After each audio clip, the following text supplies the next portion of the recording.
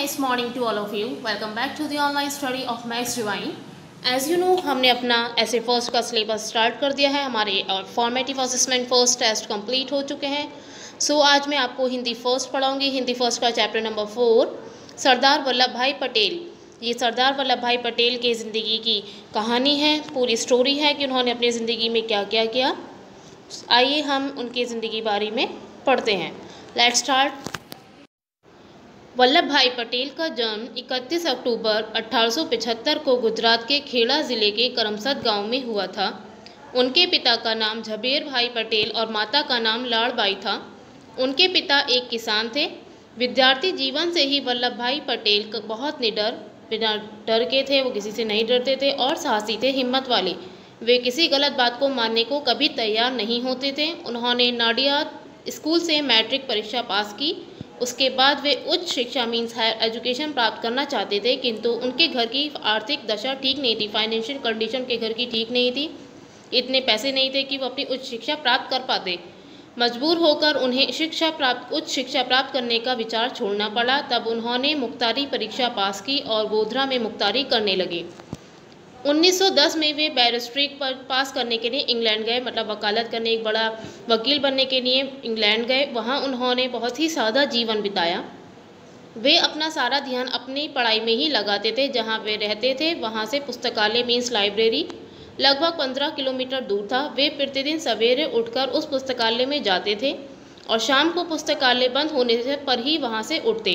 वे 3 साल तक इंग्लैंड में रहे. सभी तरह की कठिनाइयों से जूझते हुए उन्होंने बैरिस्ट्री पास की और सर्वप्रथम मतलब फर्स्ट रहे, सबसे अव्वल नंबर पर रहे. इसके लिए उन्हें 50 पाउंड का पुरस्कार मिला.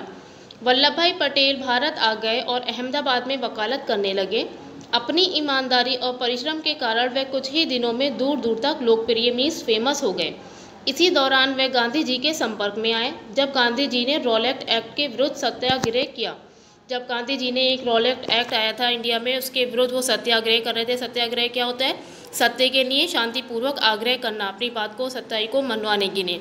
तो पटेल ने उनका पूरा साथ दिया. उन्होंने वकालत छोड़ दी और तन मन धन से देश की सेवा में लग गए. वल्लभ भाई पटेल ने गोधरा में हुए राजनीतिक सम्मेलन में गुजरात की बेगार प्रथा को समाप्त कराने के लिए प्रस्ताव पास कराया. एक बेगार प्रथा चलती थी उस टाइम पर, जब अंग्रेज़ यहाँ पर शासन करते थे. बेगार प्रथा क्या होती है? इसमें बिना मजदूरी दिए लोगों से काम कराया जाता था, उन्हें बिना पैसे दिए. तो इसको समाप्त करने के लिए एक प्रस्ताव पास कराया. उनके प्रयासों से गैर कानूनी बेगार प्रथा बंद हो गई. वल्लभ भाई पटेल ने नागपुर के झंडा सत्याग्रह का नेतृत्व भी किया. उन्होंने झंडा सत्याग्रह का भी लीडरशिप की. सत्याग्रह के कारण अंग्रेज सरकार को झुकना पड़ा. इस सत्याग्रह के बाद उनका नाम पूरे देश में फैल गया. 1927 में बारदौली का प्रसिद्ध सत्याग्रह शुरू हुआ. एक बारदौली का सत्याग्रह बहुत फेमस है, वो 1927 में शुरू हुआ. सरकार ने किसानों पर लगान की दर बढ़ा दी. जो किसानों को अपनी ज़मीनों पर लगान देना था उसकी दर बढ़ा दी. किसान मदद के लिए वल्लभ भाई के पास गए. वल्लभ भाई ने कहा कि अगर जोखिम उठाना हो, अगर आपको खतरा उठाना हो तो मैं आपके लिए लड़ सकता हूँ.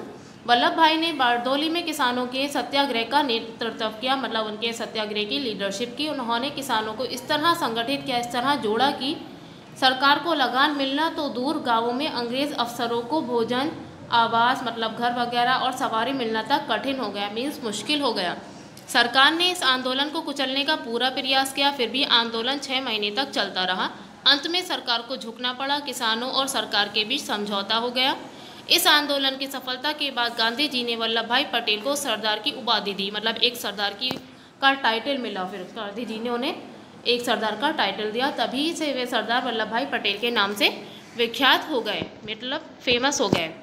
उसके बाद से ही वो सरदार वल्लभ भाई पटेल के नाम से फेमस होने लगे.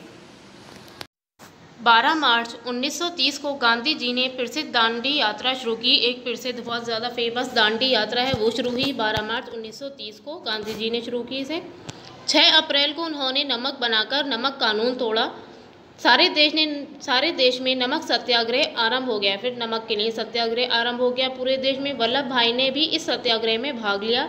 उन्हें गिरफ्तार कर लिया गया. उनको 3 माह की कैद और 500 रुपये जुर्माने की सज़ा दी गई. 17 नवंबर 1940 को एक सत्याग्रह के समय वे गिरफ्तार हुए, लेकिन खराब स्वास्थ्य के कारण 9 महीने बाद छोड़ दिए गए. 1942 में भारत छोड़ो आंदोलन के सिलसिले में वे फिर गिरफ्तार हुए। 1942 में भारत छोड़ो आंदोलन शुरू हुआ था, उस टाइम पे फिर वो गिरफ्तार हुए। 15 जून 1945 को अन्य सभी नेताओं के साथ उन्हें छोड़ा गया। 15 अगस्त 1947 को हमारा देश स्वतंत्र हुआ। ये तो आप जानते हैं कि 15 अगस्त 1947 को हमारा देश आज़ाद हुआ। तब वल्लभ भाई पटेल को देश का उप प्रधानमंत्री बनाया गया, मीन्स वाइस प्रेसिडेंट बनाया गया।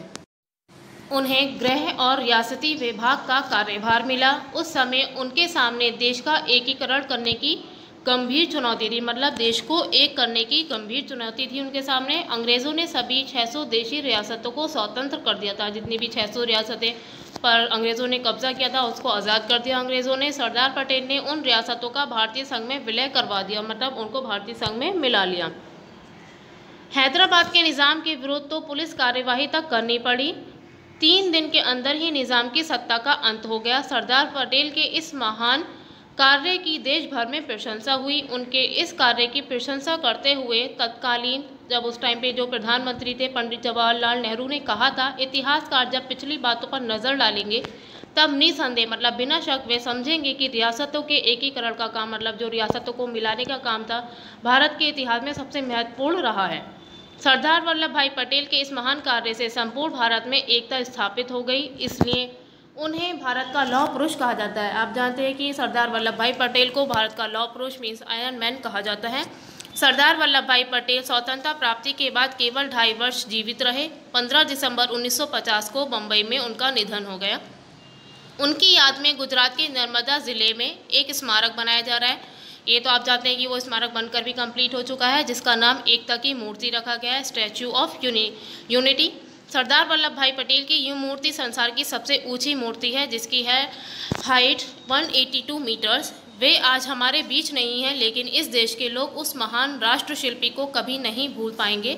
ऐसे देशभक्त और कर्मठ पुरुष सदियों में पैदा होते हैं, मतलब ऐसे बहुत परिश्रमी मेहनत करने वाले पुरुष सदियों में ही पैदा होते हैं। यहाँ आपका चैप्टर कंप्लीट हुआ। आई होप आपको ये पूरी सरदार वल्लभ भाई पटेल की स्टोरी समझ आ गई होगी।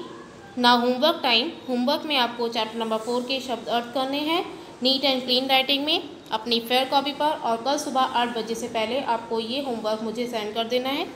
Okay, thank you and have a nice day.